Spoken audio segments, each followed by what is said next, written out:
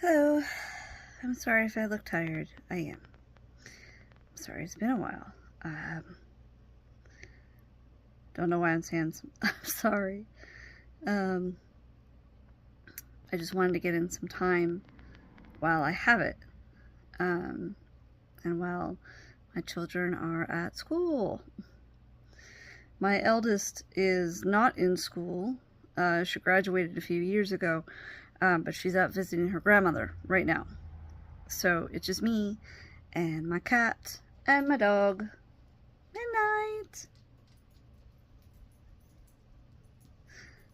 Hi, Midnight. This is my puppy.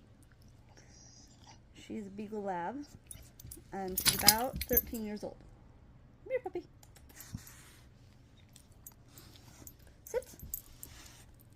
She is extremely smart. The best dog I've ever had, to be honest. She's an old girl, but she's, like I said, she's smart. I never have to leash her. She always stays within her area. You might notice that she's shaking a little bit. It's okay. She too has trauma, believe it or not. So she gets nervous when voices are raised, and honestly, I usually don't talk this loud. It might not even seem loud to you. I'm usually more soft-spoken in the home. And that is because she is triggered as well, believe it or not. I know we talk about animals being scared of like fireworks and stuff, but she is literally scared of loud voices. She'll go hide in a closet. Midnight.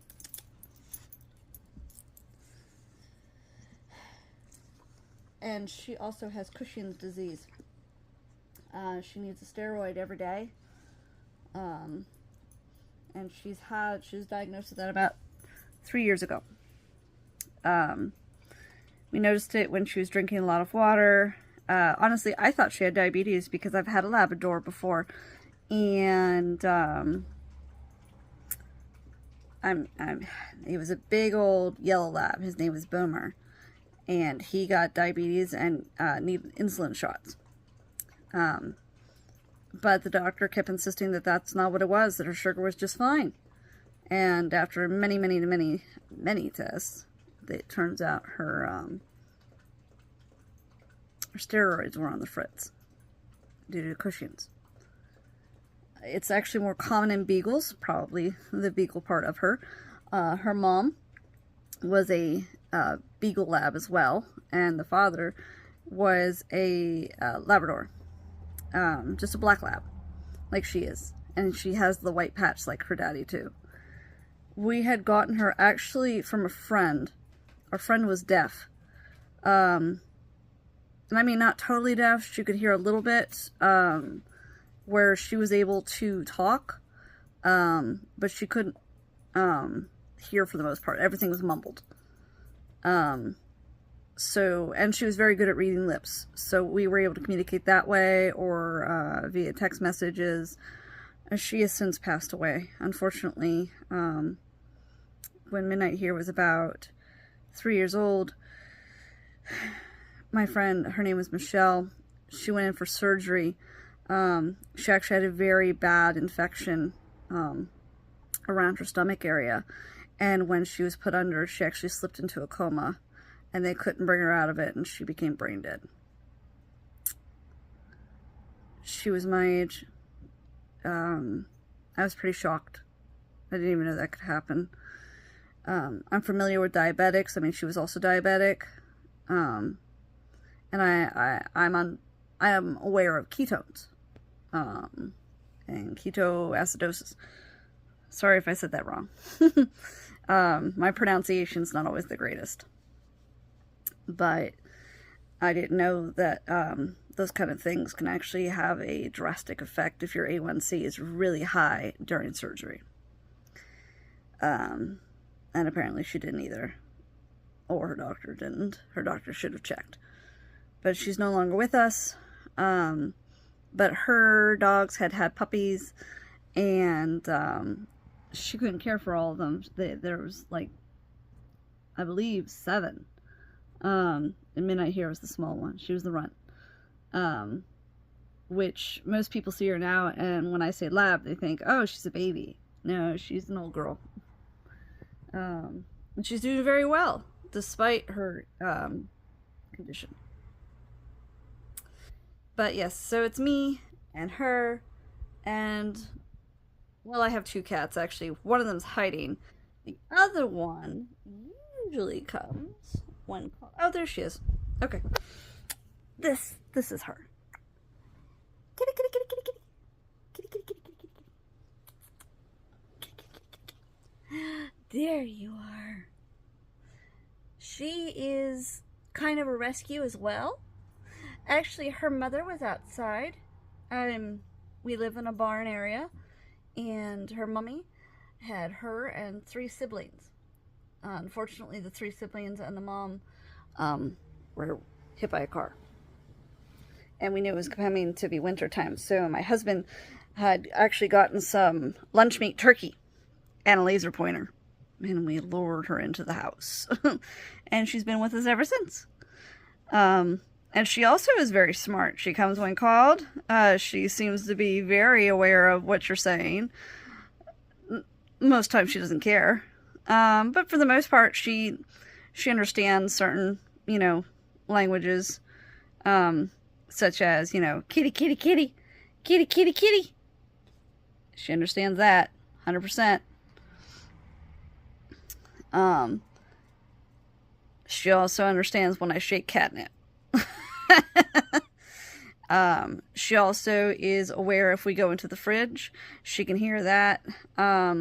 She knows if we have wet food packages. Oh my, does she run for those.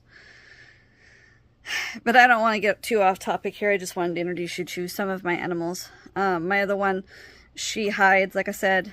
Midnight, settle down. Midnight here can be silly at times. Where she was just laying on her back and at the sky. So, if you ever heard the jingle, it's her. My kitty here has a bell as well, but it's not as loud as my doggie's little tags. So, those are our friends. The one upstairs that is hiding also was a type of rescue where actually my brother found her and her brother and several siblings running around wet in a ditch. Most of the siblings got away from him, but he was able to catch her and her brother. The brother passed away a few years ago. He had cancer. But they're Maine Coons. And anybody who knows a Maine Coon knows exactly what they look like. They're big. They're fluffy. They're beautiful cats. The boy was massive. She's smaller. We call her Ash because she has an ashen color to her. I also, and this is going to sound silly, I named her and her brother Bosch, for those who are not familiar with Final Fantasy XII. That is the princess/queen, and the knight who protects her. That was my go-to naming system for those two, Ash and Bosch.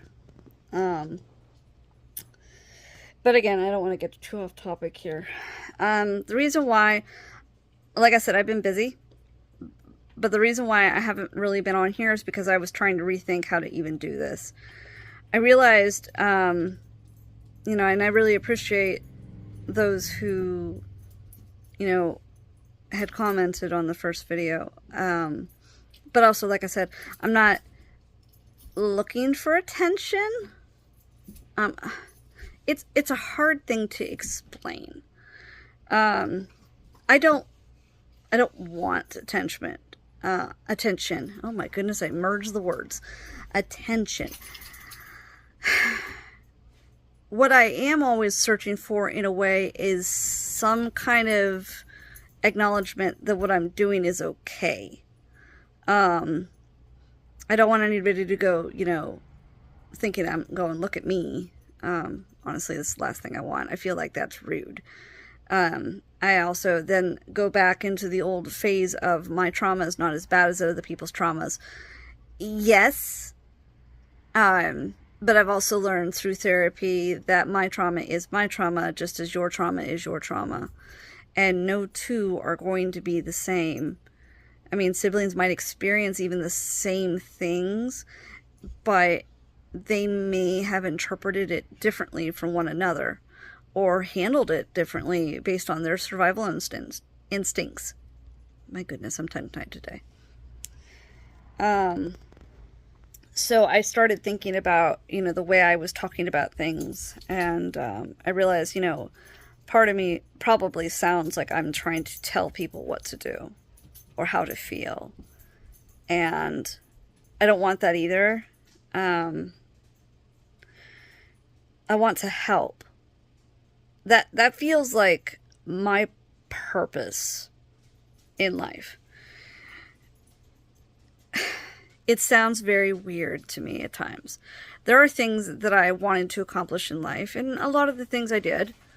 But there's also things where I question the worth, whether I was worth it or not. And my goodness, I'm going to have to let my dog out. I don't want to cut the stream this time. My children are not here, like I said, so you're going to all take a walk with me for a minute, through my living room, through my kitchen. My poor dog. Part of Cushing's disease means she has to use the restroom quite a bit. Now, the medicine helps quell a lot of that. Unfortunately, it is not a perfect situation.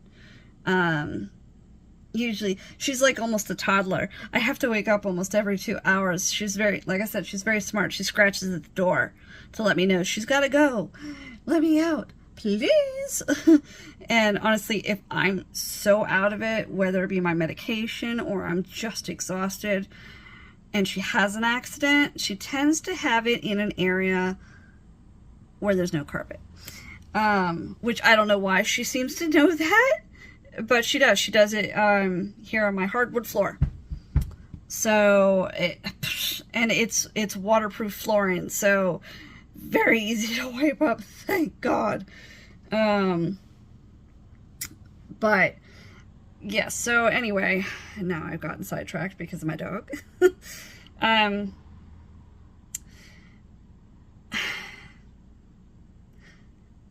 As a person with CPTSD, the complex post-traumatic stress disorder, and I'm sure, some of you have experienced it before, you question everything you say, you are hypocritical of every move you make. Most are introverts, because we just don't want to be judged. And so there is my dilemma. I'm making these, I'm talking to you, I'm taking my dog outside, and in the back of my mind, I'm wondering, do I sound rude? Do I, sound pushy? I hope not. I'm not trying to be. And then in a sense, I feel like I need to defend myself at the same time. Even though it's not even warranted, everybody should be able to speak their mind without feeling judgment. However, that's not how the world works. There is judgment. It's part of human nature, unfortunately.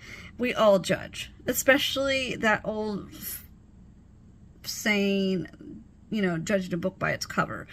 They say, don't do that. We as humans do. There is not a time I haven't seen somebody go on Facebook and see a picture and then make an assumption based on that photo. Or somebody who has a moment of, I need to vent. Suddenly that whole vent, whether it be 2 sentences or a paragraph/book about their day, it becomes the defining thing of everything. I don't know if anybody here has been on a Facebook group before, namely, a parental one. I'll just throw that as an example. Oh, there goes my dog running around in the grass. Come here, Midnight. No, Midnight. Midnight.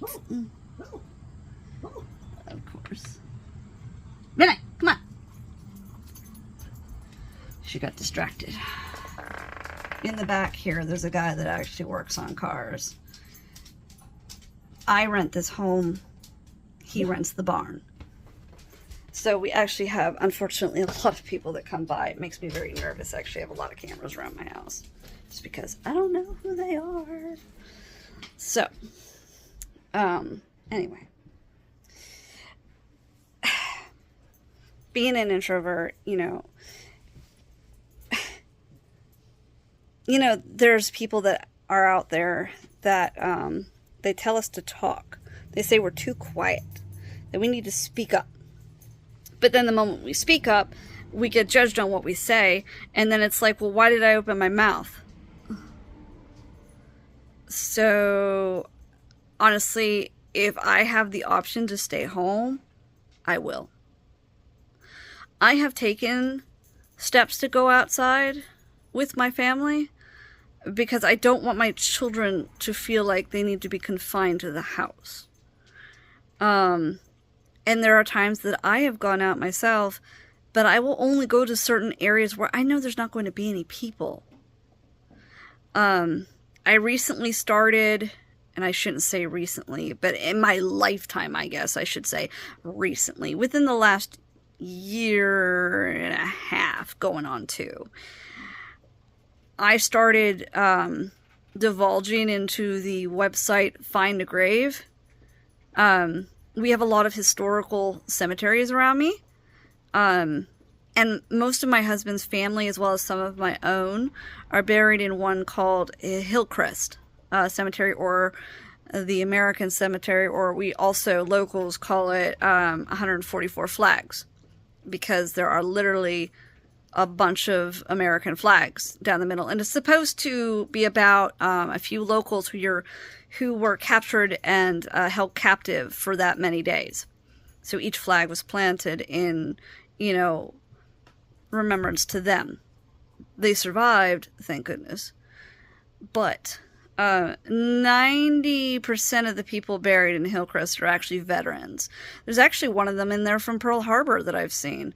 But I think, in my opinion, it's important to remember those who've passed on.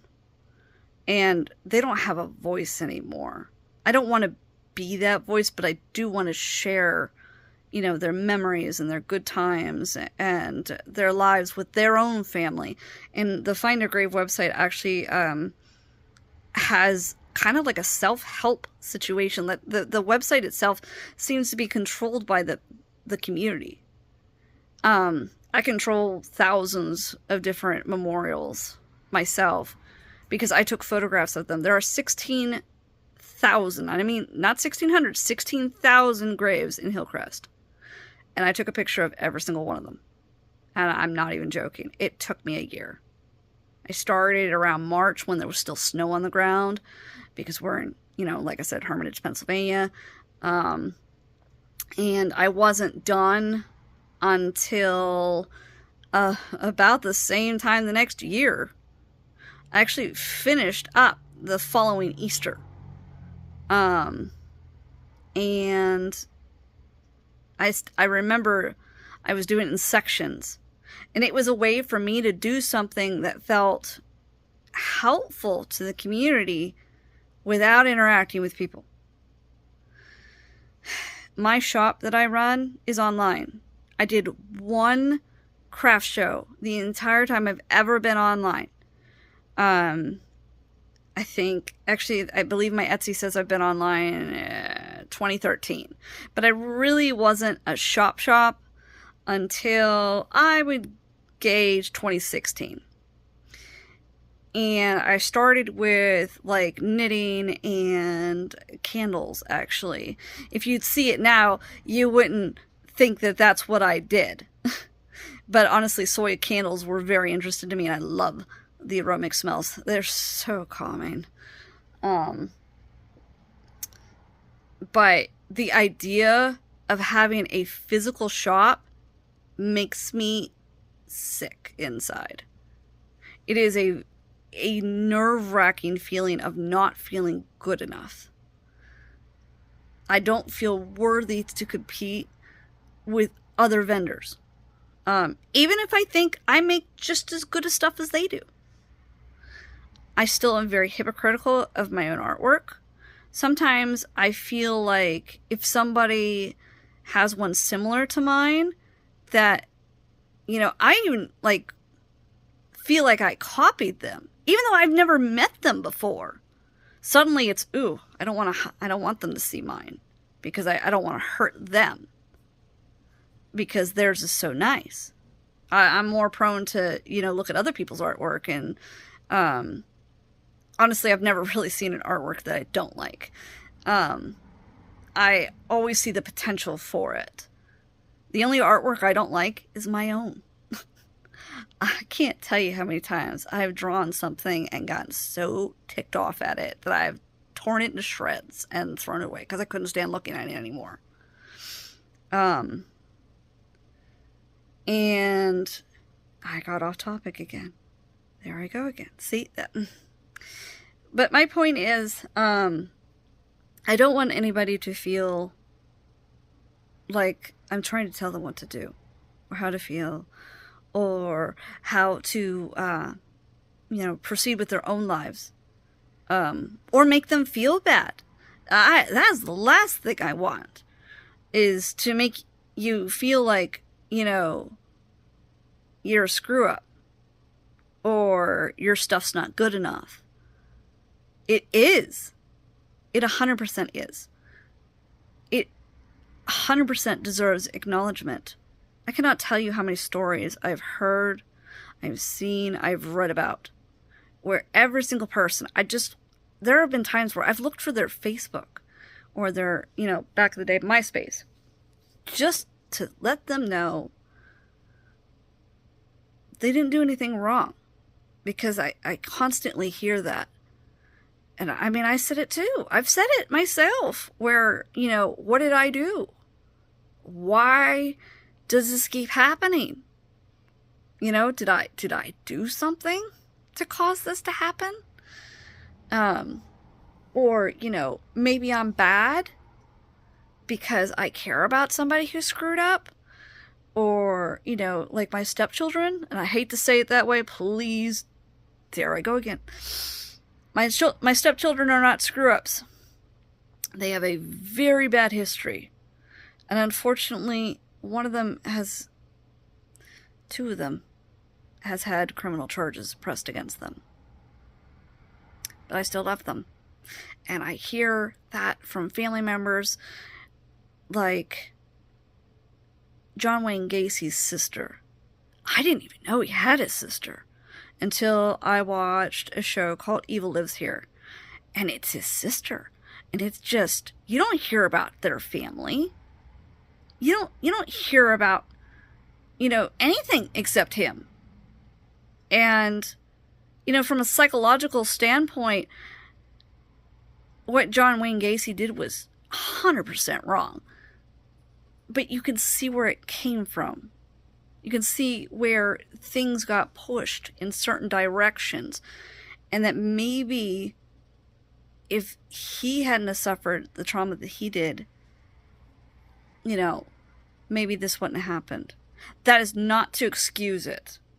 I can't tell you how many times I do this with my stepchildren. We go round and round and round about their own trauma and how they act today. And we will go round and round, because I will never concede to the idea that your past defines your present. It doesn't. Things that happened may have molded you to where you are, but you have a choice. There is nothing out there that says that you have to exert the same pain that you have on other people. There are other ways to handle it. That doesn't mean that we're all perfect and we haven't screwed up. I will be the first to admit I've totally screwed up multiple times. There are times where I have yelled. There are times where I have broken shit. Sorry for swearing. There have been times where I've lost my cool in the worst place possible. a courthouse. And I don't think I probably have explained that part in some of these videos. There goes my kitty. But I didn't know how else to express it. There's that book my own therapist will recommend to me constantly is The Boy Who Was Raised by Wolves. It makes sense. I've never even read the book, and I know exactly what it is because she's explained it to me. And I understand it. When you are told your whole life that the sky is blue,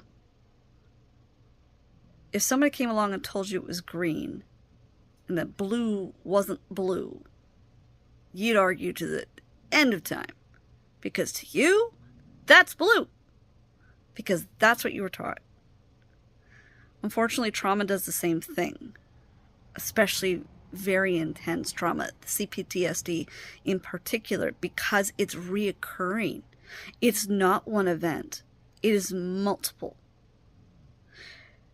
Usually, you know, children who are raised by abusive parents or have gone through a traumatic time in their past for multiple years, this is where, you know, you're almost stunted. People tend to think that people with trauma have brain damage or something. You don't.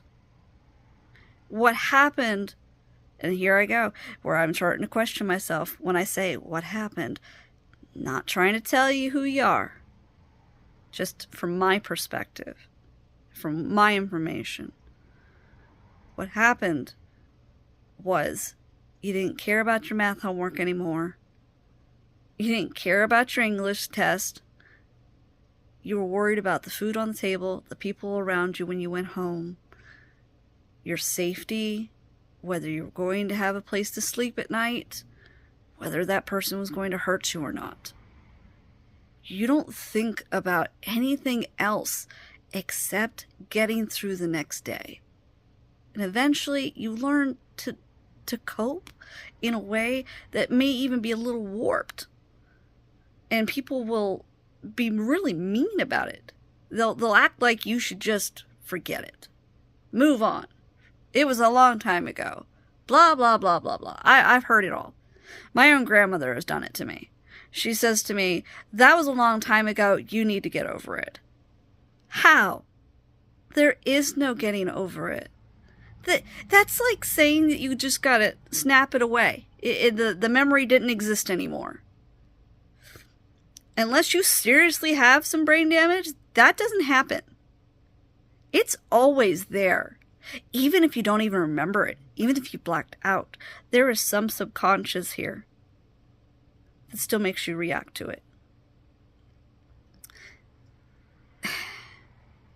And there's so many ways that trauma comes out. There's so many ways that it's exerted and how it's processed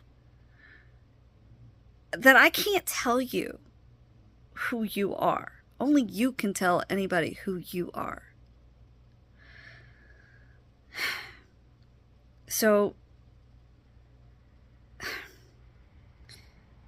my other videos are kind of like, you know, half of this and half of a video diary. I was thinking, and hear me out, please. I don't want to push anything on anybody. But I was considering a live stream at some point. But to help answer questions that anybody may have. There's a lot of times where I have questions and I want to ask them and I don't know where to go. I really don't. And, you know, then again, as I've said in another video, you feel shameful to ask. Because especially if nobody knows what to say, then you don't even know where you're at. You're just kind of like, should I have said that? You know, are people thinking I'm weird? Do I look crazy? Maybe I should delete that. And then I delete it just as quick. If I'm not getting a response within 24 hours, forget it. And then I also feel like I'm a burden to people. I did want to continue part of my story. My children will be home within the next 20-30 minutes.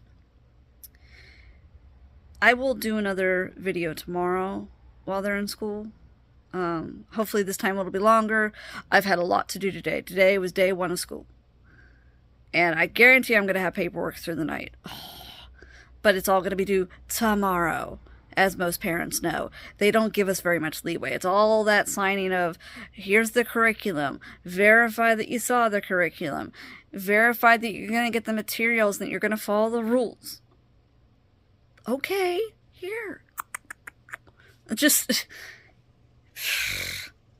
I thought I did all this at the beginning when I registered my kids, because in my area, we are required to register our students every year. It doesn't matter. They know my kids are coming back, but we still got to do it every year. So anyway, if I remember correctly, I left off, I know I jumped ahead in the one video, and I'm sorry to my 11th grade, but I'd like to return back to 5th, 6th grade. I know I kind of concluded with my 5th grade, and I gotta tell you, my 6th grade was pretty uneventful. I actually thought I had a semi-decent year. The teachers were nice. I had a teacher named Mr. Breast. He had shared with us that his wife was pregnant after a stillborn child that they'd had, a little boy, and then he had a daughter, and we were all so excited. You know, we're little kids, and we're excited to know that there's another baby coming. And somebody is stopping at my house. Who are you? Oh my goodness, I think it's my brother. Yep, it's my brother. That's random. So, man. Alright, I'm gonna push pause this time, so that way I can return to this after I'm done figuring out what he wants. Alright, hang on 1 minute. Okay, I pushed pause, and then I clicked the side button. Wow, that was smart. Okay, so apparently my mom wanted me to bring some things. That's another thing. My mom was part of quite a bit of trauma in my life. I forgive her. And we have stipulations and boundaries now where she knows I'm not one to be stepped on, and I'm not going to take anything from her. However, she tends to still give me things. So she was sending my brother to bring my children lunch meat. And my birthday's tomorrow, to be honest. And she sent clothes. Probably hers. Hand-me-downs. Just because it's hard for her, just like the rest of my family, like me, to just give things away. We prefer to give it down to our family first, and then, you know, keep going from there. Just because it feels nicer. And now I'm swinging my phone all over the place. Okay, so, back to what I was saying. The point of the whole thing is,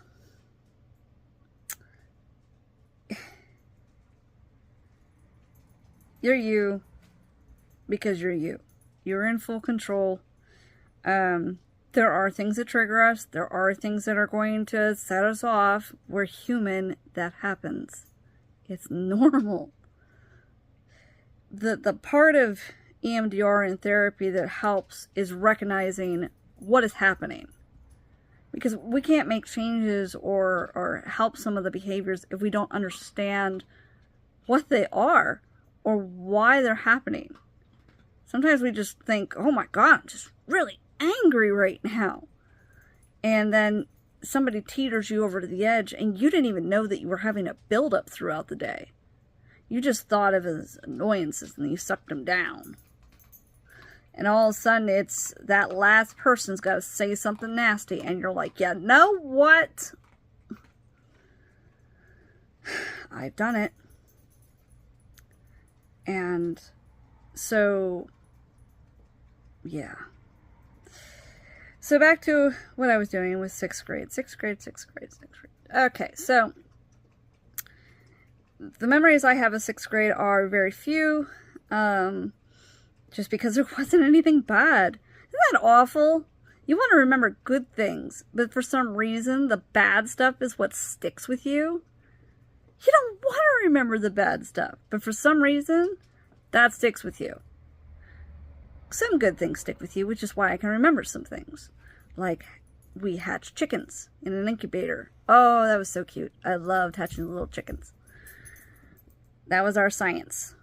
And I very much enjoyed sharing in my teacher's, wife's pregnancy and the subsequent birth of his daughter. We were all very excited. But that was pretty much it. 7th grade actually was when I changed buildings and where a lot of things for my personality started to shape. What I remember most from 7th grade is I started to actually pay attention to the people around me. Before, it was, if they acknowledged me, they acknowledged me. If they didn't, they didn't. And I only knew a handful of people. I knew the people in my classroom. I started to recognize people in my entire grade that year. And fortunately, my grade was small. And I think that's what really helped with recognizing, who was who. Plus, this was the year that we stopped switching, I don't know if any other schools do this, but back in my day, and I mean, honestly, they still do it, is when you're in 6th grade and downward, if you swap classrooms, your entire class goes with you. So if I have Amy and Hannah with me in one class, they're going with me the next one, to the next one, to the next one. We don't separate. We are one big group just swapping rooms. And that's how it worked. In 7th grade, that stopped. I didn't get to choose the classes. The school did. They decided, what curriculum would be for the 7th and 8th grade. Also, uniquely, back then, 2 buildings have been demolished since. But back then, every 2 grades was in a different building. Kindergarten through 2nd was in one building. And then you had 3rd and 4th in another. And then 5th and 6th, and then 7th and 8th, and then finally the high school was 9th through 12th. So, 7th grade was a whole different building. We called it the middle school. Very classy. And it was the most really independent that I felt.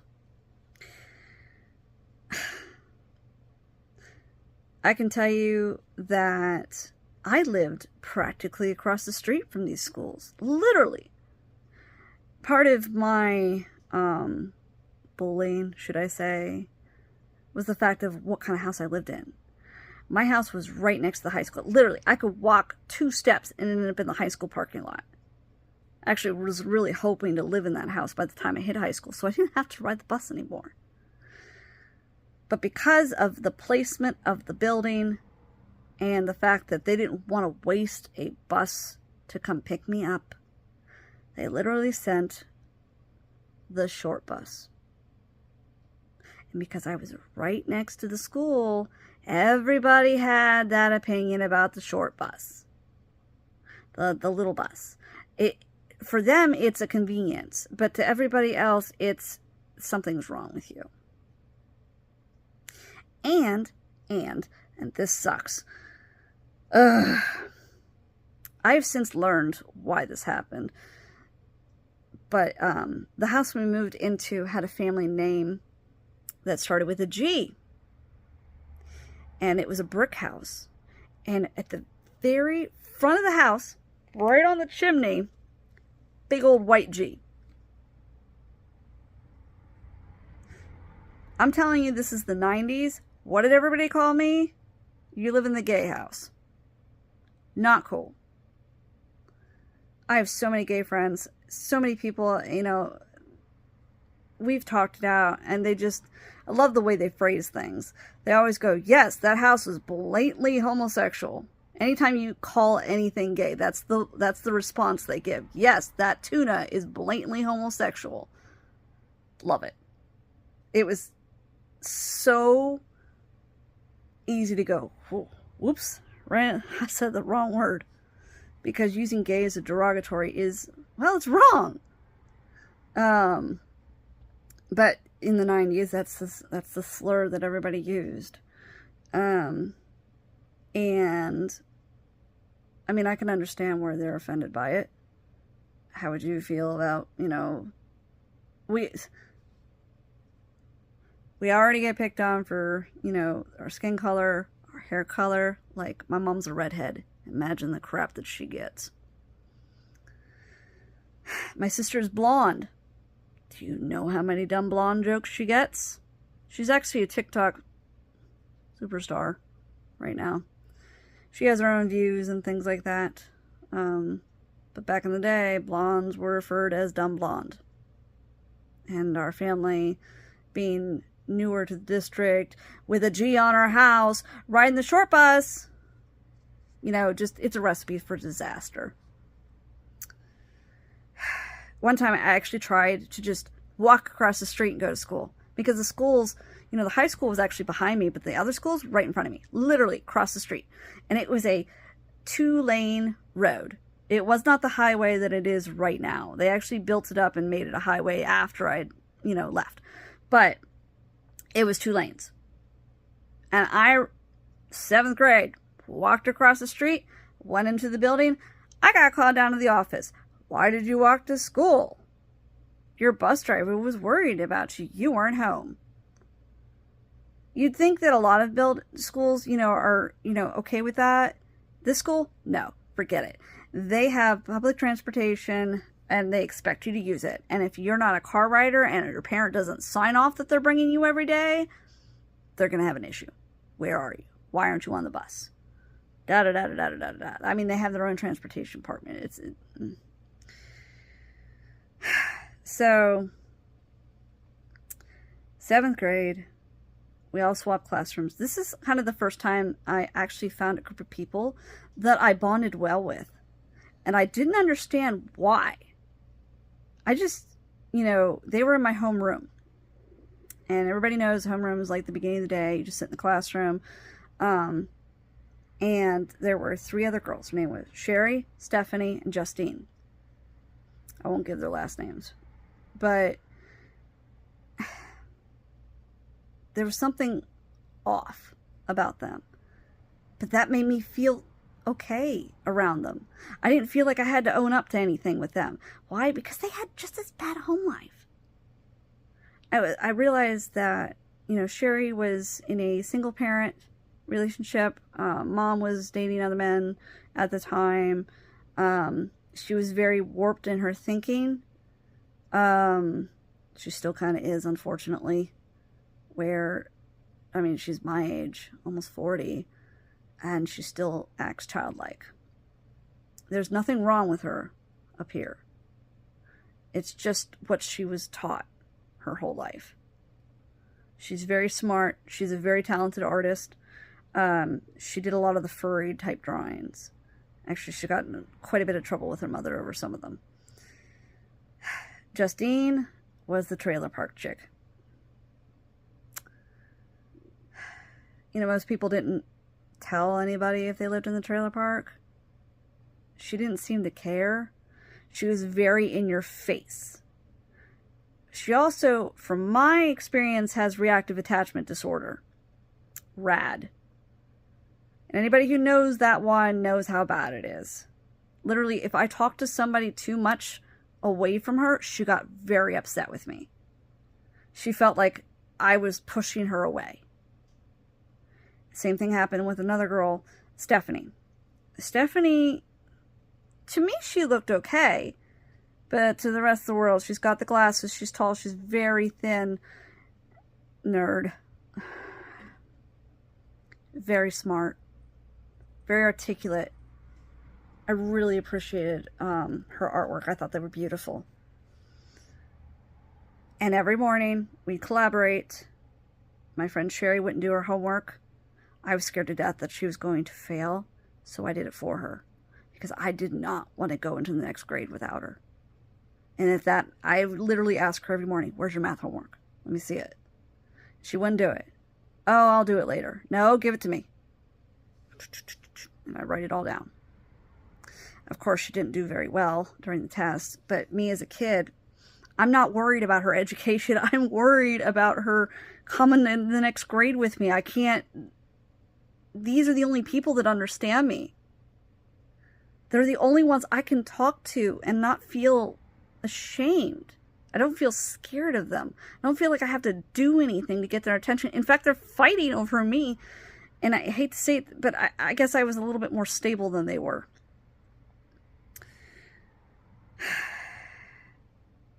Out of the 3 of them to this day, only one of them has made a decent living out of her life. I feel sad for the other 2. But I can't help them. Anytime they've ever called me, I always answer. I've tried to be an ear for them, but I can't fix their problems. One of them is very addicted to, well, whatever she can get her hands on. And the other one married a man she met online from another country and had a child with severe disabilities and asked GoFundMe for money because she said, I'm a 13-year-old trapped in a 30-year-old body. She tried to use the identity situation crisis to earn money. I couldn't believe that she actually put it on Facebook. People thought it was a joke. I knew she was serious. I worried for her. She's moved across the country with her new husband. The last one, I believe she's non-binary now. But I believe she's also a lesbian, which is cool. Honestly, I pegged that for her from the moment I met her. I knew that she had met a guy that she met online, but she never really struck me as a straight person. But I'm not going to tell them who they're going to be. But when they tell me who they are, I'm not going to judge them either. Honestly, I'm happy for her. She seems to be doing well. I really wish that, she was closer and we could visit more often. But honestly, she and I are also the same kind of, we're still introverts. We like to be inside. We don't like to go, hey, let's go to the bar together. No. Totally against that. For ourselves, you want to do that? That's fine. But for ourselves, forget it. But I started to pick up on a lot of bullying after this, when I had these 3. The boy that I had a crush on for a long time, who grew up kind of with me in Hickory next to my grandmother, was now targeting me. He was nice to me, my friend. He would take me on his 4-wheeler. We would hang out. We'd talk about video games all day long. And suddenly I'm in this house, not at my grandmother's anymore, so I don't see him very often. And at school, I am totally a target. One time, I joined the band. I played the flute. I really loved that instrument. And I wanted to be in the marching band. I was very stoked about being in the marching band. And I'd done majorettes for so long, too. And, honestly, I wanted to do flagline growing up, but that didn't pan out very well either because, honestly, my mom wouldn't let me try out. I'll get into that later. But one time I was running out of the band room because, again, my friend Sherry, she forgot her xylophone sticks. She joined the band as well. And when you're in percussion, nobody turns you away in Hermitage for band. If you want a band, you get a band, no matter what. And if you want percussion, he will find you an instrument. So in her case, they found a xylophone for her. She left her sticks in her locker. And then she was doing the whole, well, I guess I can't play. And I was like, oh, no. Because now I know her grades are going to be affected. Can't have that. Need to go get her sticks for her. And I literally booked it out of that gym. And there was this kid, his name was Mark. He was huge. And I don't mean like buff, I mean tall. And I don't know how many times I've said it enough, but I'm short. So I'm coming around the corner and wham! The force of it, the moment I hit him, he didn't move. This is like a little car hitting a semi-truck. I fell backwards. I bounced off of him. And I hit the floor and I'm staring up at the ceiling. This kid that I had a crush on, he played the sax. He and his little band of friends, who were also sax and trumpet and all that, put down their instrument, came running over. They literally pointed down at me and laughed. My nose is bleeding. I'm like dizzy because the back of my head has hit the ground now. I'm trying to figure out what just happened. And they're literally around me like cartoonish. Point and laugh. Point and laugh. It's so funny. You're injured. Sherry and Stephanie came to pick me up and to walk me to the nurse. Justine was there. She'd seen it happen. And she got real angry with him, yelling at me. And this is her protective mode. This is her fight or flight response. She went after him. I didn't know it. I just saw her leave me and charge into the gymnasium. My back is to them at this point. I'm not thinking about that. I'm just trying to figure out how to stand and get my sight back. Because if anybody knows, when you whack the back of your head, it affects your vision. It is awful. And my vision's already bad. I have glasses or contacts actually in right now. So I'm really like out of it. She went in there full force with her fist, punched him straight in the nose, knocked him on his butt. And everyone was doing the whole thing you'd see in a cafeteria. I'd like to get into more with this story, but I'm going to have to end it because I know my children are going to be coming home any minute. And I don't want them coming in the door going, "What are you doing? What are you talking about?" So I just want to finish up with saying, you know, if you guys would be interested in doing a live stream where we just talk, just maybe even like a group meeting, you know, just talking about our traumas, you know, a non-judgment group, to ask questions, to feel, you know, like you can talk, please let me know.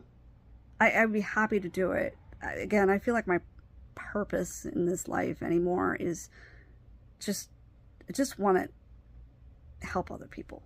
I just want to help people be less in pain, you know, feel more accepted and normal, because you are normal. You might not feel like it, but you are. So, you know, just let me know. I'll upload this as soon as I can. Have a great day. I'll see you tomorrow on my birthday. Nobody has to tell me happy birthday. I promise. Honestly, I don't even have on my Facebook that it's my birthday, because I don't want people to strangers, happy birthday. I don't know you. Who are you? How do you know that? So I've locked it off. And if anybody says it, they know who I am. So, you know, it's not even like feeling like it's an obligation for other people. So I will see you all tomorrow. Have a good day. Enjoy any sunlight you have. And if it's raining, take a minute to breathe. If you need to relax, relax. You deserve it. See ya.